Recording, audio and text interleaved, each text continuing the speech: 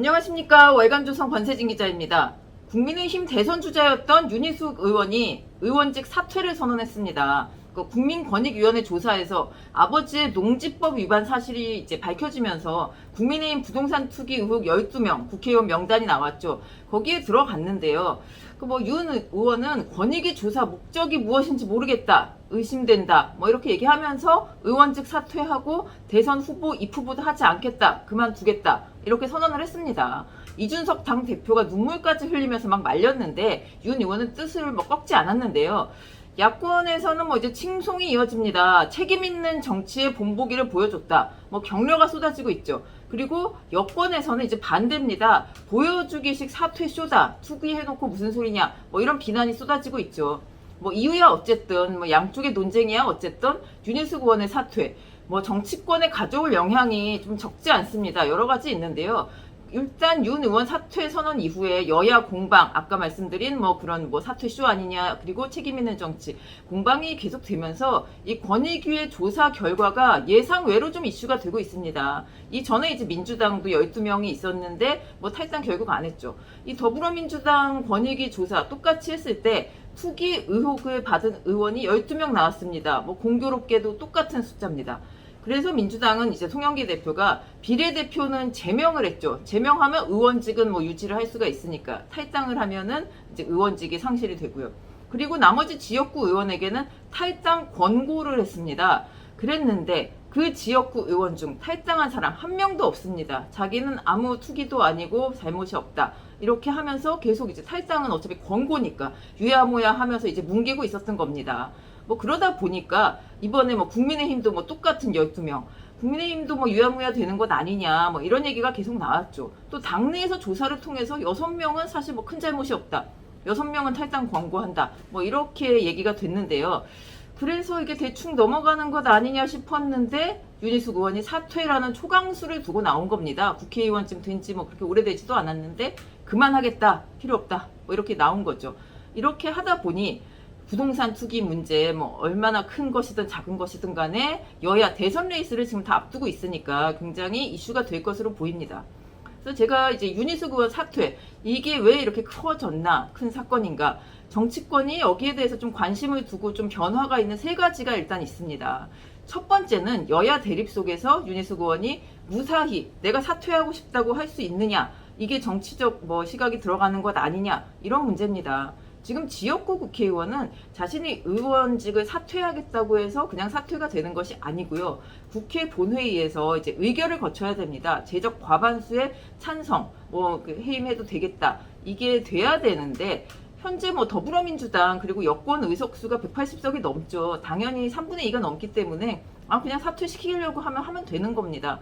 근데 이제 문제는 지금 보수 세력 내에서 이제 윤 의원에 대해서 경제 전문가고 보수의 여전사, 거기다 요즘은 또 이재명 저격수, 그리고 책임 있는 정치인 이번 사퇴 결정, 이런 찬사가 이어지는 가운데 여당이 해임 그냥 하잔다고 한다? 이러는 건 굉장히 정치적 부담이 클 것이라는 이유죠. 저 더불어민주당은 한 명도 탈당 안 했는데 여기는 그냥 의원직까지 뺏어버리냐, 이런 비난을 받을 수밖에 없는 상황이 되는 거죠. 본회의는 지금 8월 30일에 열기로 돼 있는데요. 물론 윤 의원은 지금 칼을 빼들었고 무조건 사퇴하겠다, 나는 이렇게 얘기하고 있는데 민주당이 이걸 가지고 좀 질질 끌 것인지 아니면은 바로 그냥 이제 끊어낼 것인지, 그리고 정치적인 좀 계산을 할 것인지, 이건 좀 지켜봐야 될 것 같습니다. 그리고 두 번째는 윤 의원이 이제 대선을 안 나올 거니까 이분이 대선 전국에서 어떤 역할을 할 것이냐, 이것도 굉장히 관심사가 되고 있습니다. KDI 출신의 경제 전문가죠. 그리고 나는 임차인입니다, 이 연설로 굉장히 화제가 됐고 이재명 후보의 그런 것들을 공격을 하면서 기본소득에 대한 문제점, 하여튼 경제적으로, 경제 이론으로는 굉장히 무장이 되어 있는 분이기 때문에 이제 효용 가치가 굉장히 높은 분이라고 봐야죠. 그리고 그러다 보니까 여태까지 야권 이제 대선 후보들로부터 굉장히 러브콜을 많이 받았습니다. 단일화하자 이런 얘기도 나왔고, 근데 본인이 원래는 이제 대선 끝까지 가겠다 했는데 사연이 이렇게 되다 보니까 이제 후보들이 윤 의원 영입하려고 엄청나게 애를 쓰겠죠. 자기 캠프로 끌어들이려고. 그리고 또 차기 대선에서는 지금 부동산 실정, 이런 경제 이제 침체, 이런 게 굉장히 이슈가 될 것이기 때문에 윤 의원의 가치는 다른 후보나 다른 캠프 인원들과 비교할 수 없을 정도로 굉장히 높아져 있는 상태입니다. 그러니까 윤 의원은 앞으로 특정 후보 캠프에서 굉장한 경제 브레인으로 정책 전문가로 활약을 하거나 아니면 이제 당 후보가 완전히 선출된 다음에 선거대책위원회에서 경제 브레인 이렇게 역할을 하겠죠. 하게 되면 그 다음에 만약에 정권 교체에 성공을 한다면 국민의힘이 굉장한 요직을 차지하지 않겠느냐 이런 예측이 지금 나오고 있습니다. 그리고 세 번째는 윤희숙 의원이 이제 사퇴하는 것까지는 뭐 그렇다 치는데 이분이 지역구 의원이다 보니까 사퇴가 공식적으로 되면 저기 원래 지역구 서울 서초갑 여기가 공석이 될 수밖에 없습니다. 여기 보궐선거가 이제 생기겠죠. 이 지역은 수도권에서 전통적인 보수 텃밭입니다. 원래 뭐 강남 3구가 보수 텃밭이라고도 하지만 그 정도가 아니라 이 지역이 더 중요한 것은 강남 3구의 그 지역구 중에서도 가장 보수 성향이 강하다. 이렇게 지금 얘기가 되고 있거든요. 그 국민의힘 내에서는 1번 지역구다. 뭐 거의 가장 되기 쉬운 그런 얘기까지 이제 나오기도 했는데요. 이곳에서는 단 한 번도 민주당 계열의 후보가 당선된 적이 없습니다. 뭐 무소속은 있었는데 모두 무소속 아니면 보수정당 후보가 당선이 됐습니다. 그 인근의 강남갑, 강남을, 서초울 이런 데서는 민주당, 뭐 통일민주당 이런 계열의 후보가 당선된 적이 있거든요. 거기다가 또 이 서초갑이라는 데가 이제 반포 지역이 이제 들어가 있는데 한강변 재건축이 이제 거의 다 완료가 되고 지금 진행 중이다 보니까 아파트가 평당 1,000만 원에서 막 훌쩍 넘어서는 그런 초고가 아파트들이 가장 밀집되어 있는 곳입니다. 그러니까 평균 아파트 가격이 지금 강남구를 넘어서 전국에서 거의 가장 높은 수준으로 형성이 돼 있는데요.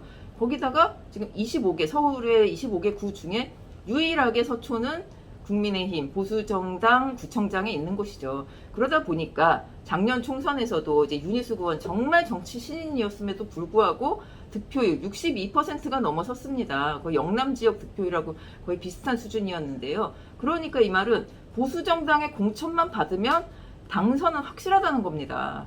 그러니까 이제 국민의힘 내에서 이곳을 차지하기 위한 경쟁이 어마어마하겠죠. 치열하게 벌어질 것 같습니다. 뭐 예를 들면 작년 총선에서 낙선한 거물급 그리고 뭐 이 지역 강남 쪽에 살고 있는 뭐 그런 정치인 그리고 요즘 뭐 이준석 대표 이후 당의 쇄신 물결을 타고 젊은 정치인이나 뭐 정치 신인 이런 사람들 등 해서 이제 윤희숙 의원의 빈자리를 노리는 사람 어마어마하게 많을 것 같습니다. 또 그러다 보면 이 공천 하나를 위해서 계파 싸움이 일어날 가능성도 사실 배제할 수 없다고 생각이 듭니다. 그러니까 이 제가 짚은 세 가지 이슈 말고도 윤 의원의 사퇴는 굉장히 또 다른 의미가 있는 게 이 그 12명의 의원 명단 사실 아까도 말씀드렸지만 대충 이제 유야무야 좀 넘어갈 수도 있다고 생각을 했는데 권익위가 수사권을 가진 기관도 아니고 그랬는데 공교롭게도 이번에 뭐 윤석열 캠프의 뭐 이철규 의원이라든가 특정 후보 캠프에 있는 거기서 중요한 역할을 하는 의원들이 좀 들어가 있습니다.